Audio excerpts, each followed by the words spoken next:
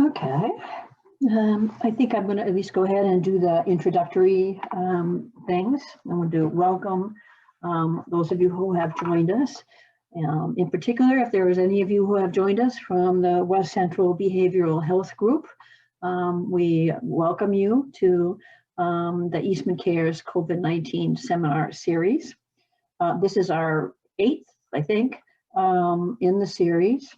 And it's sponsored by Eastman Cares and the Education Committee, that being Sally Wood, Ken Dolcart, Elise Kendall, Paul Atkine, who you see on the screen, who's going to be doing some of the IT support for us, and myself. I don't think I forgot anybody. If I did, I apologize.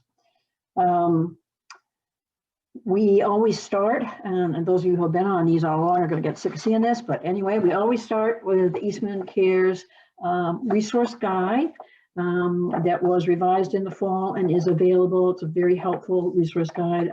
It's available at South Cove as you enter in Eastman, also on the website. So we encourage people who, if you don't have a copy, to get that. We also always mention that there is something new called the eCares Connection, and that is a group of volunteers here who are willing to, it's really quite apropos actually for today's topic, but who are willing to reach out if there is anyone who would like a daily phone call check-in, or weekly or monthly or whatever, from someone. We do have volunteers who are willing and able to do that.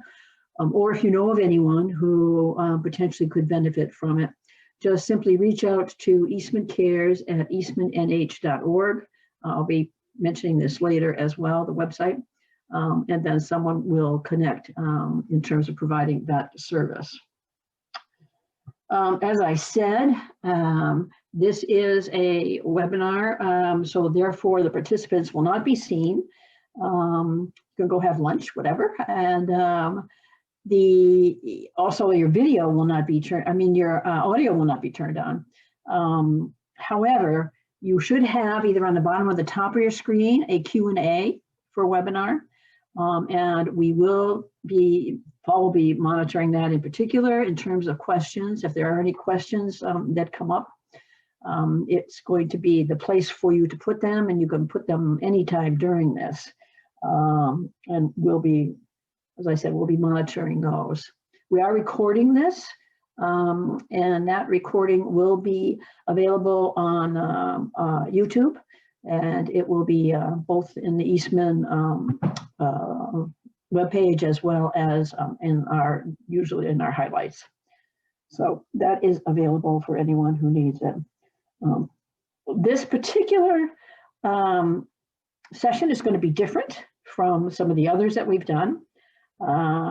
Justice Broderick has now a video that he would like to show first. And so we are actually we've practiced this a million times, so hopefully this will work. We are going to show you a video. It is a video that he has done. I will note, though, that when you begin to see this video, you'll hear music and you'll see him talking, but you won't hear him. So don't panic, at least in the intro. He will start talking as soon as the intro is over.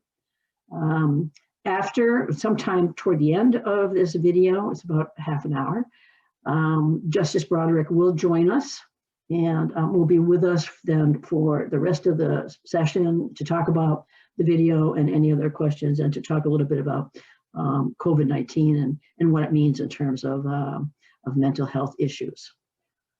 So on that note, I'm going to share my screen and we'll start the video and then we will come back.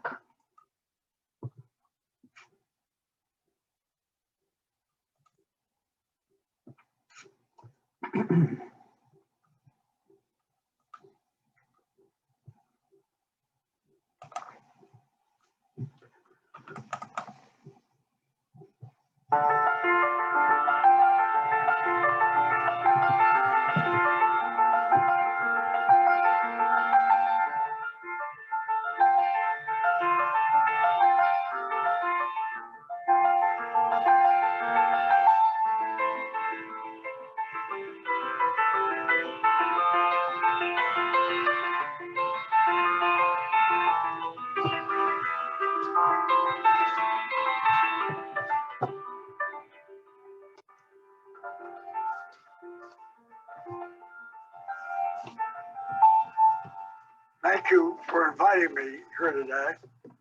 I'm really honored to be with you. And I came today for a very simple reason. I need your help. That's why I'm here.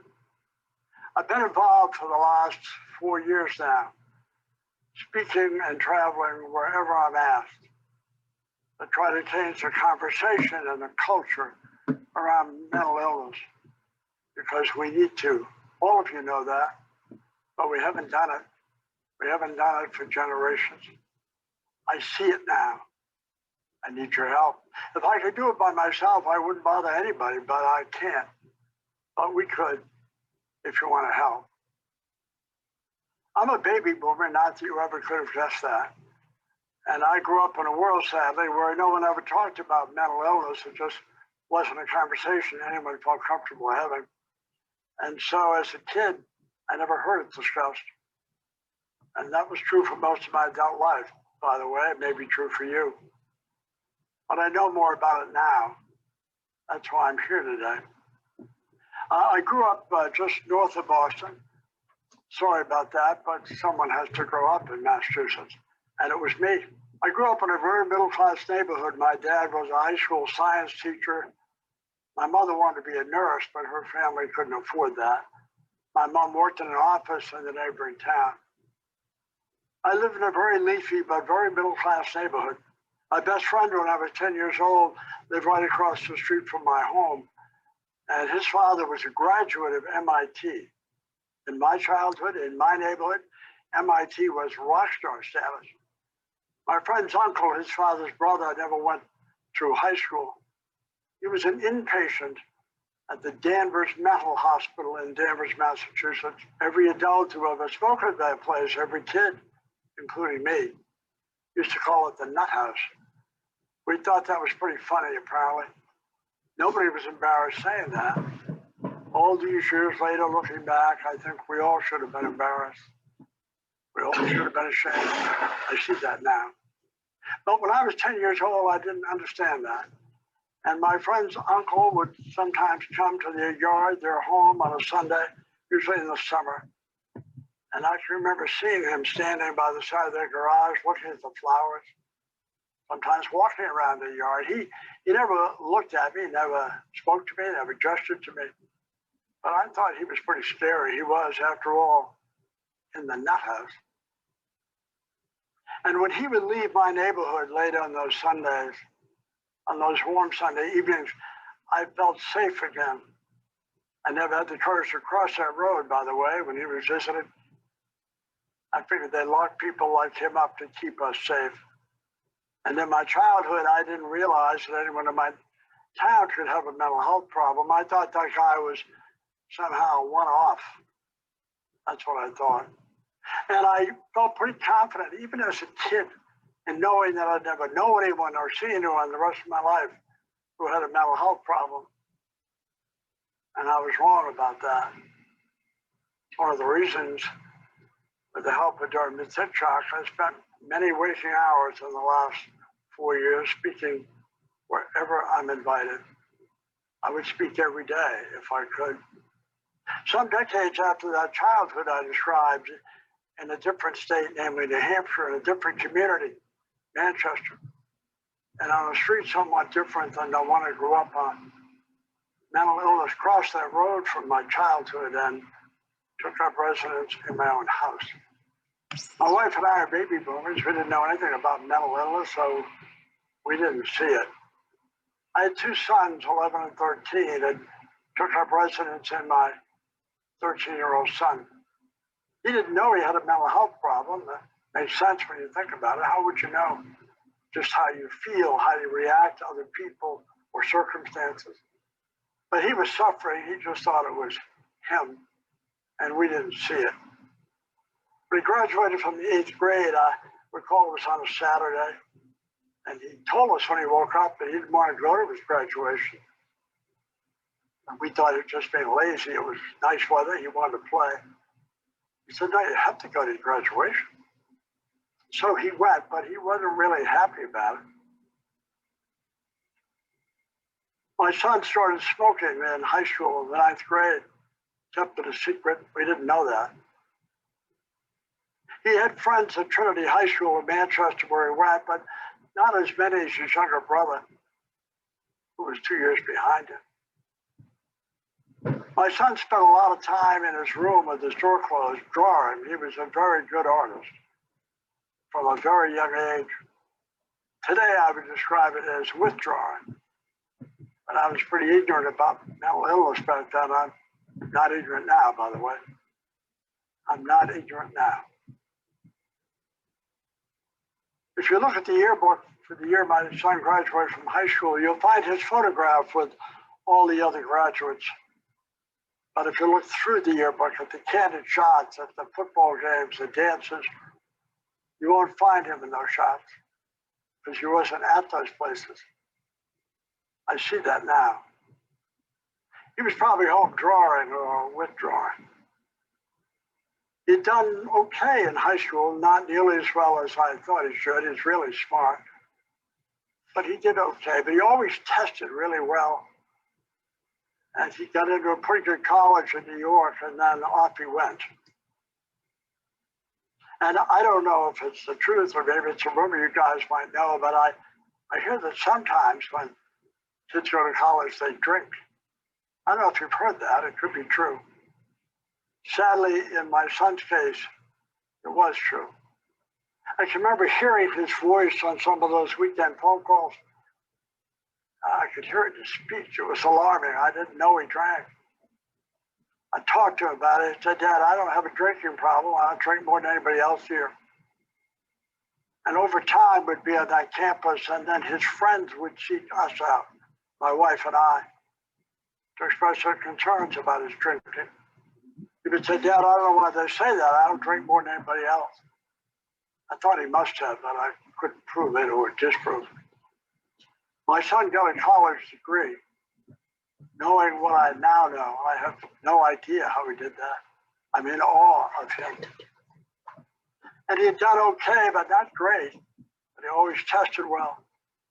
He got into a pretty good graduate school in Boston. And then he came home. We were living in Manchester, New Hampshire, and he lived with us to start school. And when he got home, it was pretty clear to us he was drinking pretty much every day. It was pretty alarming to watch it. We talked to him about it. He clearly didn't want to talk about it. He'd say, "Dad, I don't have a drinking problem. We really don't need to keep discussing it." It seemed obvious to us that he had a drinking problem. But we must have talked about it too much because he moved to Boston for the last 6 months of school. He got a master's degree. Again, knowing what I know now, I have no idea how he did that. He must have willed himself to that degree. And he got a job pretty quickly when he got out of school, which wasn't surprising. He's really smart, he's handsome, he's funny. He's one of the best read people I've ever met. He's a self-taught musician. He had so many skills. He's a great artist. But it was surprising that the first job only lasted 6 months. But he said it wasn't his fault he lost the job. The next job took longer to get and lasted for less time. But he said it wasn't his fault he lost the job. And then he came home, he was living with us, drinking pretty much every day, trying to hide it, trying to disguise it. He got some part-time jobs, hourly rate jobs, but they were never appropriate for someone with a master's degree. He would take graphic design classes wherever he could. He was genuinely talented. But his life wasn't going anywhere. And finally, my wife and I reached out to the alcohol experts and told them what I've told all of you here today. And they, by the way, didn't hesitate. They said, "Your son's an alcoholic, Judge. That's what's happening here. And you and your wife better deal with that." They suggested we go to Al-Anon classes for family members of alcoholics. And so we did that. My son thought it was ridiculous. "Dad, I'm not an alcoholic." But I didn't have these feelings that I wouldn't be drinking. But tell that to the alcohol people, and that didn't dissuade them either. "Judge, every alcoholic has a reason they drink. Your son's an alcoholic." And at the end of the day, he said to us, you're going to have a choice to make, and here it is. You can put your son out, literally out of your house. Hope he hits bottom. Remember that expression, bottom, and life for him. Or stay in your house, and he's going to die drinking in your house.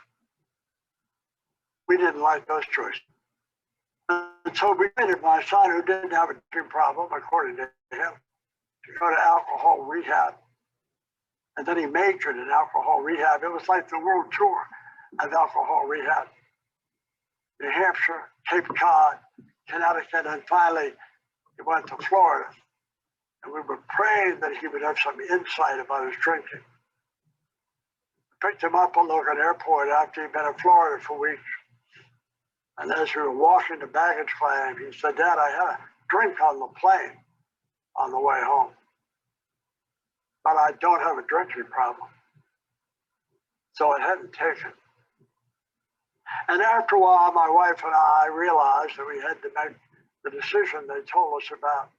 And up to this point, by the way, no doctor, no neighbor, no friend, no family member, and sadly not us, ever said, I wonder if he could have a mental health problem. And so finally, my wife and I anguished. We loved our son. It seemed like we had no choice. And so we put him out, literally out. It was the hardest thing we ever did and the worst thing we ever could have done. It might have been well intended, but it was just gasoline on a fire. He called us a couple of times from the streets during that time, asked if he could come home, and we said no. We said no. He slept some nights at the shelter in Manchester. He ate at the soup kitchen when he was eating. Some nights he slept in his car, and he continued to drink. And I was on the Supreme Court at the time. I drive every day from Manchester to Concord, where the court is. And I'd been thinking on the way up and on the way home, and probably for much of the day, to be honest, that we had failed him somehow. His younger brother had a master's degree, had been married, was moving forward as you would hope. My oldest son, with all of his skills, was going backwards at 100 miles an hour, and he couldn't even see it, and we couldn't stop it. And after 3 weeks of that agony and dreading that phone call, by the way, that no parent ever wants to receive, we brought him home. And when he came home, he was drinking just as much as when we had put him out. His behavior hadn't changed at all. And I am sure he was scared to death that we would put him out again. And he knew he couldn't go out again. And so one night when he had been drinking, he assaulted me. I have no memory of it, but that's what happened. I went to the intensive care unit at the Elliott Hospital in Manchester.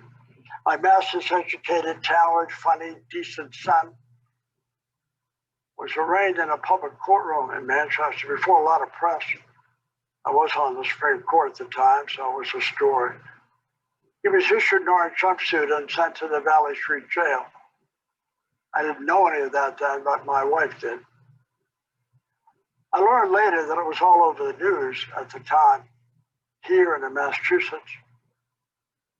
It was written about in the New York Times, the Los Angeles Times. My doctors actually went on the Today Show, talked about how I was doing when I was in the ICU.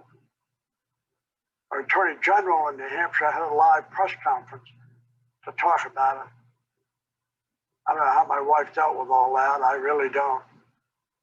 She told me later that she visited my son at the Valley Street jail when I was in the ICU. Can't even imagine what that must have been like. She said they talked on a telephone with plexiglass between them. She said he had his orange jumpsuit on, his ankles were shackled, and he was very upset. He said, Mom, I can't believe I did that to Dad. Just tell me Dad's going to be okay. I can't forgive myself if anything happened to Dad.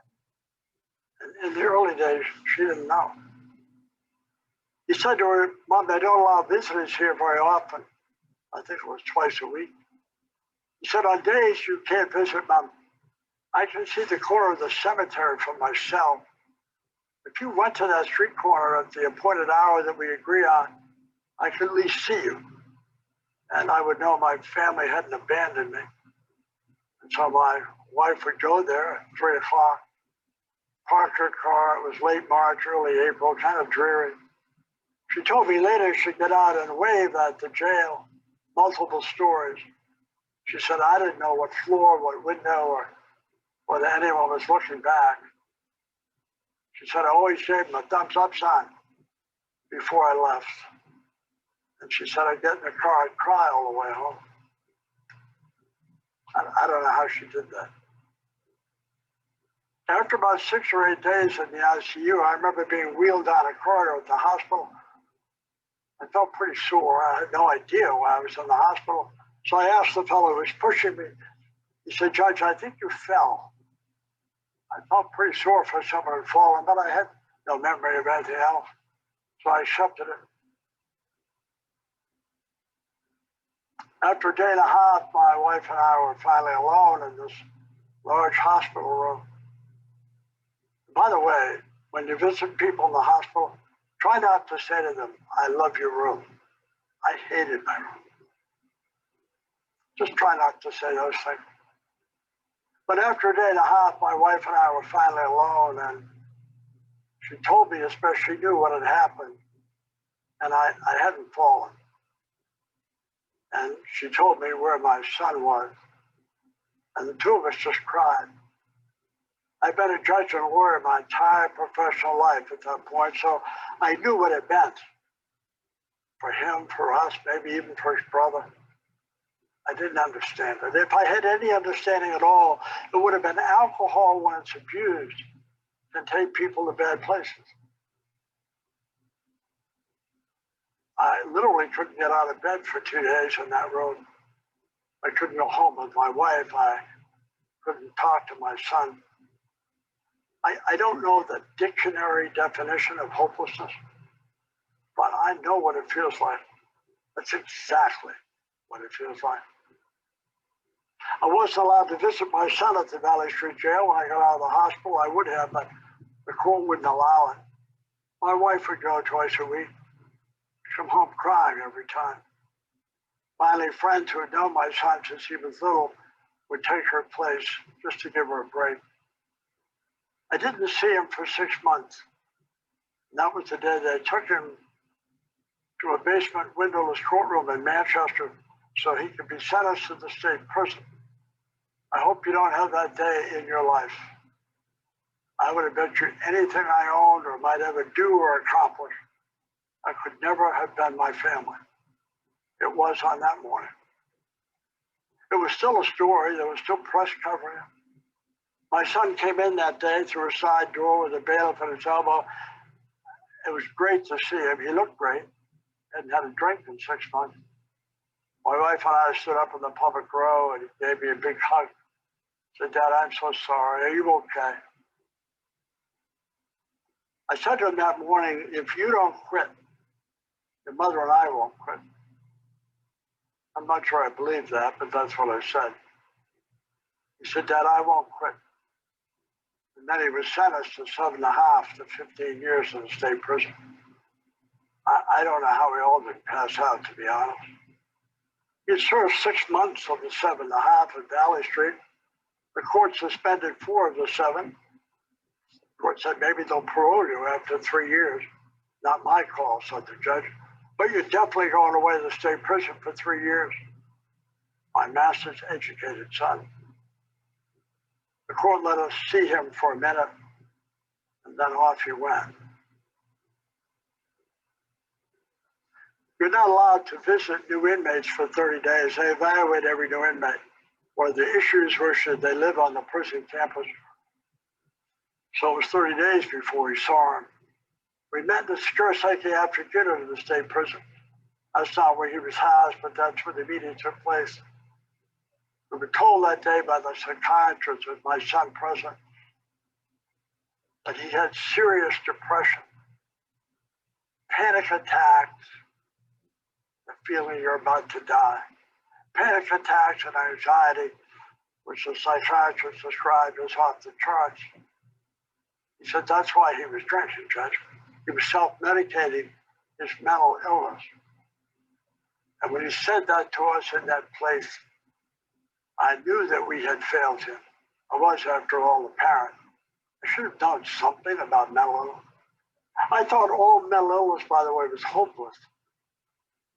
It's far from hopeless. I know that now. I didn't know it on that morning.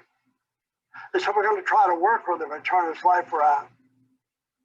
After 4 months, he came out on one of our visits twice a week. We visited. 20% of my day job, by the way, was hearing appeals from the very population he was now living with. I wasn't really popular at the prison. That would keep you awake at night if it's your child. He was very brave about it. After 4 months, he came out and hugged us that night, as he always did. He said, Dad, I feel so different. I said, what do you mean different? He said, Dad, I'm sleeping through the night. I haven't done that since I was little. I can focus, Dad. My mind's not racing on teaching. He was like that for the balance of his time there. But I knew we had failed him. He was paroled after 3 years. I said, they won't parole you. I was Chief Justice then. I said, you deserve it, but it's just not going to look right if they favor the judge's son. They paroled him. He was so good on parole, by the way, that after a year, the parole officer said, I'm going to try to get rid of your parole years that lay ahead of you.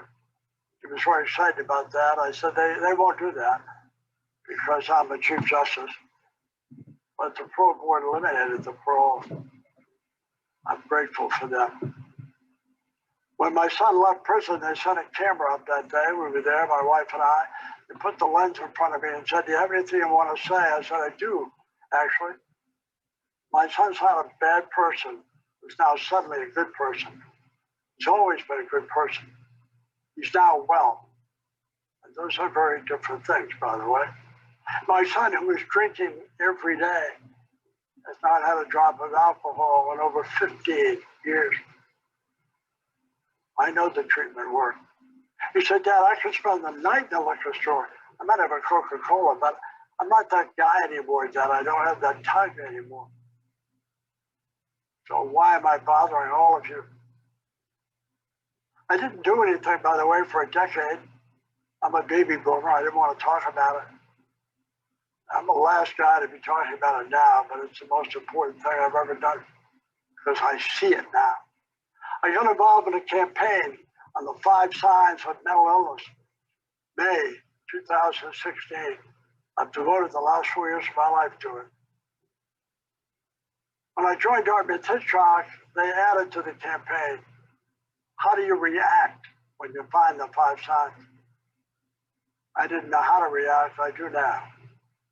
The day we launched it in an empty House chamber in Concord. 400 state reps in New Hampshire, and they weren't in session. We were just going to announce the launch of a nonpartisan, non-political public awareness campaign. I thought, who's going to cover this at 10 a.m. on a Monday? I got there that morning expecting 20 people. 425 people came. It's the most impressive room ever assembled in my 4 decades in New Hampshire. 3 members of the Supreme Court, the Attorney General, the Catholic Bishop, the Episcopal Church, the Jewish community, members of our congressional delegation, our governor, doctors, lawyers, law enforcement, mental health people, and families. It was stunning. And the woman who started the 5 Signs campaign, Barbara Van Dalen, asked this question of that room. Does anyone here this morning, she said, who's been untouched by mental illness? Yourself, your family, your extended family, your friends. If you've never been touched by it, she said, raise your hand. I was new to it. I had no idea what to expect. Not one hand went up. Not one. Meaning every single person in that room had been touched. I said to her afterwards, Barbara, how's that possible? That kind of happens in every room where I ask the question. Just because people don't talk about mental health doesn't mean people and families aren't dealing with it. And she shared these statistics, which I want to share with you. Half of all mental illness in America begins by age 14. My own son was 13. 2/3 by age 23. Last year in our country, more than 47,000 people died by suicide. Fenway Park and then some. That's more than died in every traffic accident across our country, by the way. Every 90 minutes, plus or minus every day, including this day, some brave American veteran, he or she, will take their own life. We lose 20 veterans a day to suicide. From 2007 to 2017, the rate of suicide among people ages 10 to 24 increased 56%. Are we okay with that? More police officers died last year by suicide than every other cause in the line of duty. Since that launch, I have traveled over 85,000 miles. I've visited 4 states, talked to over 110,000 people, 85,000 of whom are kids from 7th grade to 12th grade. I've hiked hundreds and hundreds of kids with wet eyes and cracking voices who confide in me, someone they don't know and will never see again, merely because they know I won't judge them or shame them or blame them. I wish you could be with me on those mornings. I wish you were standing with me listening to those kids. It's not right how we treat mental illness. Half of the kids that talk to me, confide in me, are getting no help at all. I've hiked too many kids, by the way, who have told me they either want to kill themselves or tried. I remember hiking one junior girl at a high school who was a varsity athlete. She said to me, "This is the 1-year anniversary today." And I thought she might say the day I made the varsity team. I said, "The 1-year anniversary of what?" She said, "Of my suicide attempt." She started crying. I just hugged her. As she had her head on my shoulder crying, she said, "I'm so happy I didn't succeed." I said, "That makes 2 of us." I said, "That's not who you are. You know that, right? That's what's bothering who you are." I went to a high school, my very first high school that I recall, right outside of Concord, New Hampshire. It was 9 in the morning. I spoke to 840 kids, grades 9 through 12.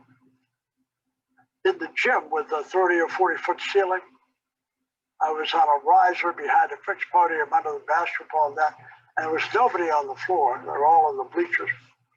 And I thought, this is not going to work. They'll probably say, whose grandfather is this guy? And why is he bothering us in our school? But I was there, I had to talk, so I did. I spoke just as I've spoken to you here. And when I finished speaking, there was dead silence. And the principal, who was behind me against the wall near the basketball net, he stepped up on the low riser. And there was no noise, nothing, for about 3 seconds. It seemed like 3 minutes. And I was thinking maybe they didn't hear me, maybe they don't care what I'm saying. And then almost all at once, those 840 kids stood up and applauded for almost a minute. Principal said, "I'm shocked by this." I said, "You're shocked." I said, "They're not applauding me, I know that. But what they are saying is, I agree with you.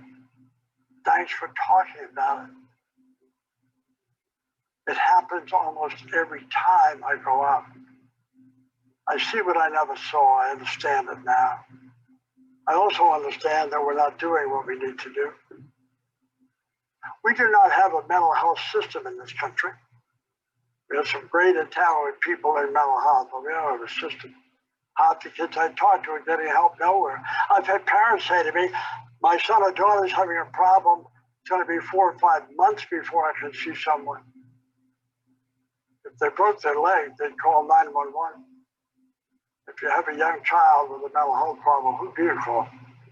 How long do you wait? I need your help. I have hugged more kids who are suffering than I knew existed. I'm going to end with this story because it stuck with me.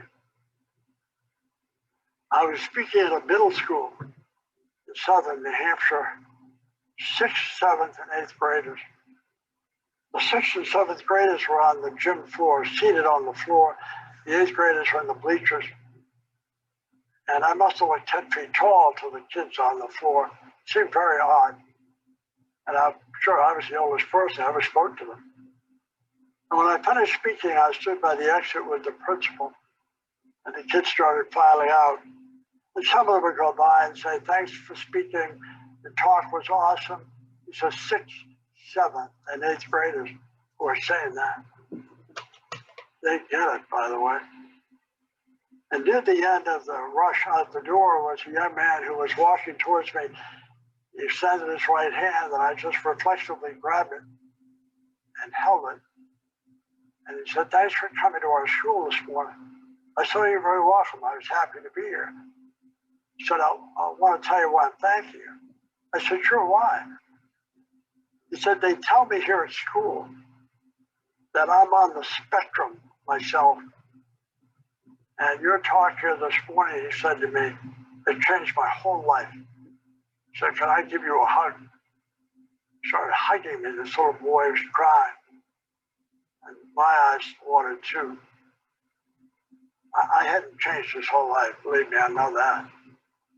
But my guess was for the first time in his young life, he felt comfortable telling someone he didn't know, but he was sure would not make him feel badly about his challenge. He wanted to tell me about it. This campaign mattered to that little boy. Some days I feel like I may be on a fool's errand. Maybe nobody cares about it. Maybe it's just me. And then you have moments like that, where the boy who waited 75 minutes after I spoke to tell me he wanted to commit suicide. And I took him to a counselor before I left the school, and he hugged me for coming. You can't have those experiences and go home at night and pretend it's not a problem. I need your help. We need to learn the 5 basic signs of mental illness. And you'll see them on this video. We need to learn them. We need to talk about it. We need to normalize it. We need to reach out. We need to react to what we should see. And I guarantee you, if you do that, you will change and save lives. There may be lives you'll never meet or know about, but I guarantee you, based on my experience at this point, so many kids are relying on us. And adults too, by the way. In any event, thanks for listening, thanks for inviting me, but mostly thanks for your help, because I really need it.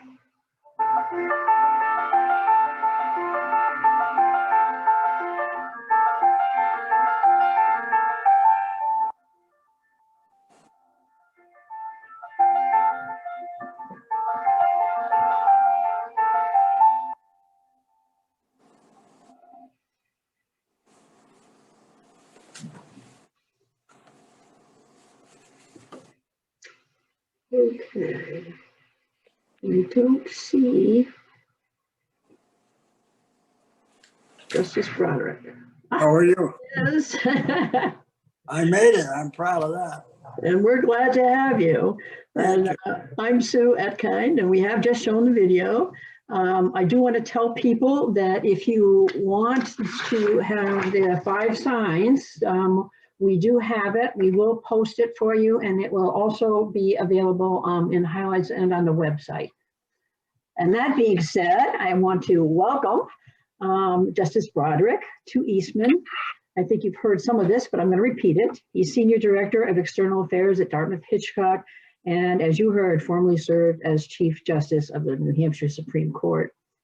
And as you've heard, he's traveled all over New Hampshire and Vermont and other states on this mission to change the culture and the conversation about mental illness in an effort to try to destigmatize it.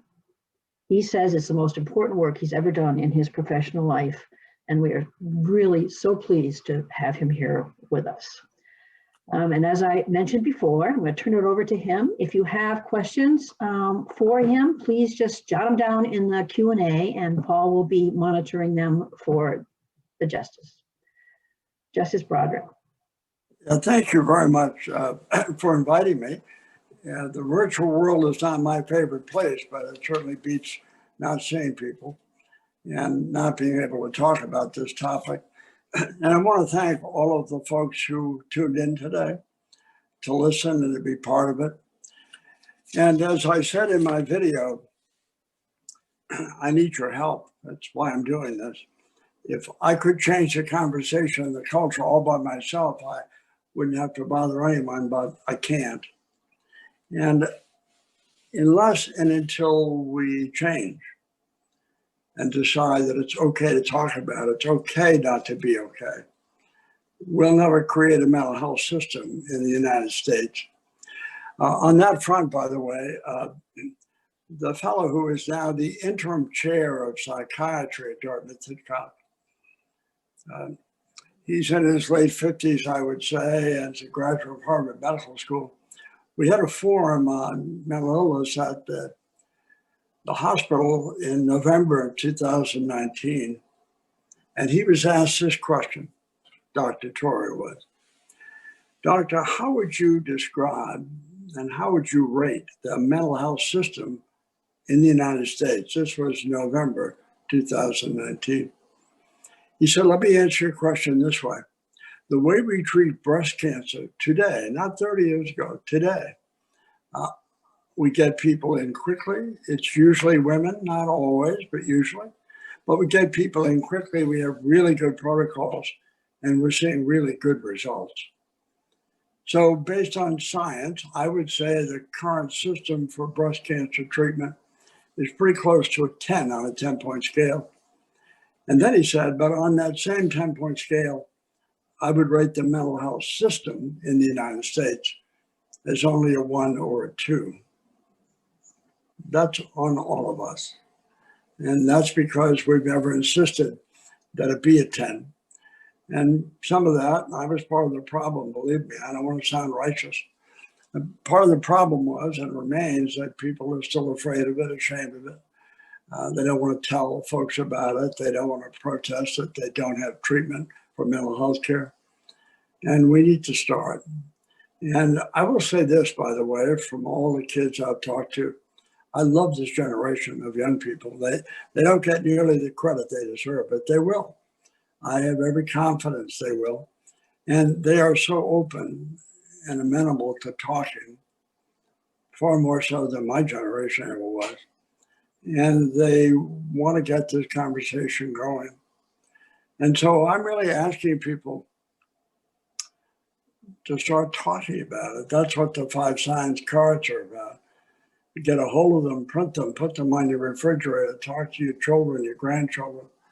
And so we can all learn them and normalize it, because we haven't done that. We haven't done that forever, frankly. And that's the biggest impediment to change, is the silence and the shame, both of which should not exist. They don't exist, to my knowledge, with respect to any other physical illness. We talk very openly about breast cancer. We talk very openly about HIV and AIDS, talk about ALS, talk about heart disease, and we should. Nobody chooses them, and nobody chooses a mental health problem either. But for generations, we've treated it other than that. Maybe it's a weakness. Maybe if you were a better person or a stronger person, well, why don't you just snap out of it? People still say those things. And that shows a lack of understanding and also probably a fear of whatever that illness might be. So I encourage people to start learning about it and talking about it. And if you see folks that you know and love who seem to be suffering, please don't be afraid to say, how are you doing? How are you feeling? And mean it. I do that when I go to schools and kids open up to me, because they know that I'm not going to be judging them or blaming them. And if the broader society reacted that way, and I didn't, by the way, for much of my life. So again, I don't want to sound righteous here, but I see it now, I understand it now. And I know that we all need to get busy fixing it. But if you have any questions or observations, obviously I'm happy to receive them. Justice Broderick, thank you so much. This was very moving and very, very interesting. There are none right now, but I'll take my prerogative. And I do have several questions. I'm struck by, well, I'm wondering, what does it say to you that so many elementary age children appreciate your talk so much that they get it at such a young age? What does that say to you about how kids are growing up today, or maybe it's always been that way? Who knows? But No, I don't think it always was that way. I've asked myself that question a million times. No, it is different. And some of it, I think, not all of it by any means, there are many reasons why people have mental health issues, but I do think the culture has played a role in it. When I grew up, we didn't have iPhones or iPads or personal computers. I wasn't addicted to that because it didn't exist. The world I'm from, you had to eye-to-eye contact with people. The world I came from, my middle-class upbringing, I knew all my neighbors. They knew me. I'd been in all their homes. I could have been in their homes in the pitch dark and knew where I was. And there were a lot of neighbors kind of watching out for the kids my age. I also, by the way, had dinners every night with my mother and father and sister. And they weren't distracted because there was nothing to distract them. When they came home from work, they were home and we were a family. I spent a lot of my time as a kid playing outside, unsupervised, which creates imagination and independence and resilience. I fear a lot of young kids today, if you said, why don't you go out and play? They would say, play what? Or is that an app? How do we get the play app? Could I get that? So I think there's a lot of cultural stuff that's going on. That doesn't explain it all, but I think it explains a chunk of it. And if you look at the literature on social media and depression, pretty good correlation. Most young people, by the way, now this is waking hours. They spend 5 to 7 hours a day looking at a computer, an iPhone or an iPad, or playing video games. There's no social emotional growth on a screen. I'm sorry, there isn't any. But that's the world they're living in. But these kids understand it. When I go out and talk to them, it's a little unnerving, to be honest. I spoke before COVID. I'll just tell you this brief story. I spoke before COVID at a middle school in southern New Hampshire, 6th, 7th, and 8th graders. And the 6th graders were in the very front in the folding chairs. And they looked about 5 years old to me. So I thought, how old do I look to these kids? But they look so young. And I thought, how can I talk about this to them? They won't understand it. When I finished speaking, just as I've spoken, by the way, today, I don't change my talk. When I finished speaking, the 6th graders who were up front, so they weren't watching for what other people were doing, they stood up and applauded. 6th graders. And I thought, oh my God. I mean, it's endearing, but it's also alarming. And when they were going off to their lunch break, a little 6th grade girl came up to me, angelic, little 6th grader. She started talking to me. And then she said, can I tell you something? I said, sure. She said, I'm going to kill myself. And she seemed dead serious about it. And I just hugged her, I squeezed her. I said, oh, we're not doing that. It's not who you are. It's what's bothering who you are. And she told me about her home life, and it was pretty harsh. And so I said to her, do you know what a pinky promise is? She thought I was pretty cool. I knew what that was. And so I hooked my little finger and I bent over to this little angelic child. And she hooked her little finger, which was dwarfed by mine. And we locked little fingers. And I said, we're going to make a pinky promise. She said, okay. I said, you can't break those, right? She said, no, you can't. I said, here's the promise. I said, you're going to promise me, 6th grade girl, you're going to go see the counselor today and tell them whatever you told me, everything you told me. Do you promise? And she said, I promise. And she hugged me and then she ran off. I went to the lunchroom for 2 hours. They asked me to do that. I never got a chance to sit down. Kids would come up to me. I mean, if you were with me, you would say, what are you doing? Anyway, near the end of that 2 hours, that little girl who gave me the pinky promise, she came over to me and she was walking with a woman looked to be in her 40s, dark hair. And she came over and I stood up and she said, you remember we made a pinky promise? I said, we did, Morgan, we did. She said, well, I want you to know I kept it. This woman, she said, is the counselor. I'm going to see her today. And then she hugged me and ran off to her table. And the woman, the counselor, said to me, you know, she stopped me in the stairwell and said that she made a pinky promise to the judge who came and she had to keep it. And then she said, you know, we usually know who the kids are who are having problems. We didn't know about Morgan. And as I was driving home that day, I thought, where could I have been today that would be more important? Well, what could I have done today that would be more important? And you see that happen and you think, what are we doing? So many kids have said to me, some of them football player types, they'll say, I can't talk to my parents. I couldn't tell my parents. One little 8th grade girl told me one day in the gym, she waited till the very end, just the two of us talking, and she opens up to me.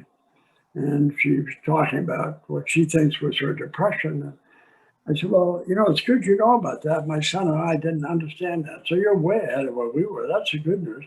And there's treatment available. You need to know that. Then that sad face, she said, do you think I'm the only one? I said, oh, gosh, no, you're not. You're not the only one. I said, have you talked to your parents about how you're feeling? So I talked to my dad. I said, well, that's good. What did your dad say? She said, my dad said he didn't believe in mental illness and I should just get over it. And I said to her that day, well, look, your dad loves you. You know, I'm sure he loves you. I was probably living in that world too. I don't live there now. So he's not trying to be mean. He just doesn't understand it. But you do. That's the important thing. So you need to see someone. Do you know a teacher here? Oh, yes, she said. I said, would you go and see the teacher today? This little 8th grader said, yes, I will. And then she reminded me she was an 8th grader because she said, what should I tell the teacher? I said, okay, this is what you're going to tell the teacher. You're going to tell the teacher that the judge who came to the school today ordered you to go see her, and you think he can do that. And she started laughing. She said, can I really do that? I said, exactly. And then we both stood up, and she gave me a big hug like I was a life jacket in a storm. Then she ran up the center aisle into the corridor. You can't have those experiences and just pretend like everything's okay. Half the kids I see, because I always ask them, they're not getting help anywhere. Dr. Torrey at Dartmouth-Hitchcock said our systems are 1 or 2. Why is that? Why are we afraid to deal with mental health? I mean, I grew up in that universe. Trust me, I was part of the problem for decades. I'm just impatient about it now. I've seen it now. And the statistics that you see, 1 in 5 adolescents has a mental health problem, 1 in 5 adults. You realize in some areas of our own state, on the seacoast of New Hampshire, to give you a pinprick statistic, in 2019, based on the Center for Disease Control exams that they give out at public high schools, 47% of the junior high school, not junior high, but they're in high school, but they're juniors. 47% of the junior girls on the seacoast in those 5 high schools are depressed. 24% answered the question and said, we've given serious consideration to killing ourselves in the last 12 months. And 14% of those junior girls said they've made plans to kill themselves. That was not my childhood. And I know it wasn't yours. I grew up in a town of 20,000 people, had a large high school. We're all baby boomers. And in all my 12 years in public school, I never heard of anybody in my town, student or otherwise, taking their own life or attempting to. Most kids, grades 1 through 12 today, will never be able to say that. I don't know why we're not talking about it. If 47% of the junior girls on the seacoast of New Hampshire had leukemia or diabetes or breast cancer or fill in the blank, it would be an above the fold story. It would be a public health crisis. And those numbers, by the way, are not unique to New Hampshire. They're national numbers. And we remain quiet about it. I said one day to an educator, why don't you share these statistics with the parents for the particular high school? They all get their own data for their own high school. Because I could never get a real answer. And finally, this person was very honest. It was sad, but they were honest. They said, if we share that information, the parents will blame the schools. So they don't share it. There are no bad guys in this equation. There are no bad people. There's just a bad problem. And I just need people to learn about it and speak up about it. Because I think you have a couple questions. Sure. So Duncan has a two-part question about support for mental health services at the federal level. Was that changed in the Obama administration and perhaps then again during the Trump administration? And has the state of New Hampshire improved its funding for mental health in recent years? But there's not enough mental health funding. Biden administration, Obama administration, Trump administration, Bush administration, doesn't matter. There just has never been adequate funding. In New Hampshire, we're not where we need to be. We have 10-year mental health plans. The first 10-year plan was pretty ambitious and never really funded. The second 10-year plan was just announced about a year ago. And I know Governor Sununu understands this issue and has been helpful. I know his wife does, Valerie. She's been amazing, actually. But we don't have adequate funding. Let me just share this with everyone listening. There was a story about it yesterday in the Monitor. It's a crisis in mental health beds for children. And on any given night in our state, if you went to the ERs, you would find 20 to 60 people having acute mental health episodes, usually brought there by a friend or a loved one. And community hospitals are not equipped, understandably, to treat acute mental illness, but they don't want to just let them leave. And so they're often in lockdown for 2 days, 5 days, 10 days. I talked to a mother whose 29-year-old son was in lockdown for 17 days. If those same people were at risk of a massive heart attack, how long would we tolerate that? We wouldn't tolerate it for 1 day. We'd say, get them to a hospital that can deal with their problems.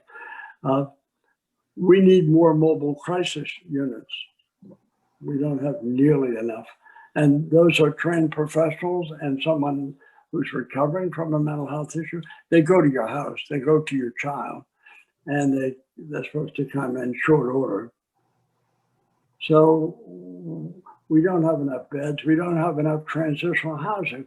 So when people are at the state hospital, the only option usually is to let them stay there until we can transition them out.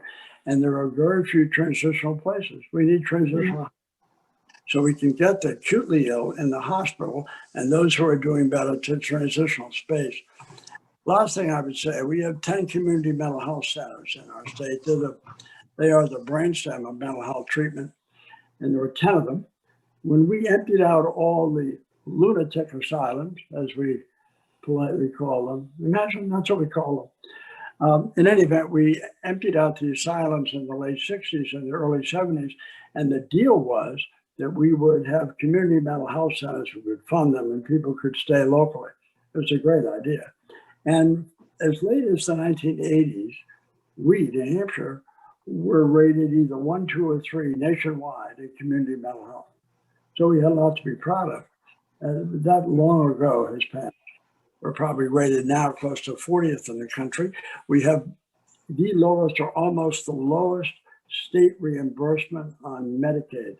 And most of those community mental health centers survive on the federal Medicaid payment and the state match. We have one of the lowest in the United States. They are oversubscribed. They can't deal with the patients that want to see them. And mental health just doesn't go away. I mean, it's not like the tide comes in and the tide goes out. I'm really encouraging people to speak up, to say, why is that? And what should we be doing about it? That's the only way we'll fix it. Kids can't fix it, but the adults could. You have a couple more, Paul, I think? There is, if you will, one more that may intersect with what you just said. How do we change the judicial system so that judges are more open to alternative sentencing courts for those who are facing the criminal justice system due to their mental illness? I'm empathetic to that question. But let me just, having spent 15 years in the justice system, we do not self-fund. The justice system is on the budget like everybody else, every state department in the state. So we're limited by the funds we receive from the legislature. When I was Chief Justice, and I felt strongly about it, we had mental health courts. They're dockets, they're not separate buildings, but they're dockets. We had that. We have drug courts for people who qualify, and mental health courts. The theory being that mental health, if you commit a nonviolent crime, which is attributed to mental health, in the old days, it was either let you go and didn't charge you, or we charge you and probably put you in the county house of correction. So if you've committed a misdemeanor level offense now, doesn't involve physical injury to someone, and it's associated with your mental health, we'll put you on a mental health court docket. You'll get the services you should get, and you'll be monitored, and you'll stay in your community. But the capacity for us, the judicial branch, to do that is so limited. And let me just share this statistic with everyone. I hope it raises your eyebrows.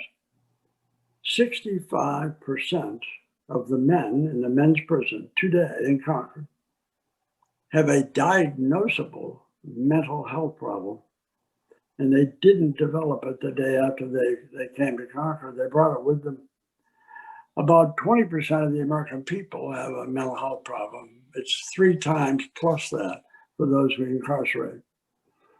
Now, that doesn't mean that justifies their crime. I'm not saying that, but oftentimes it explains their crime.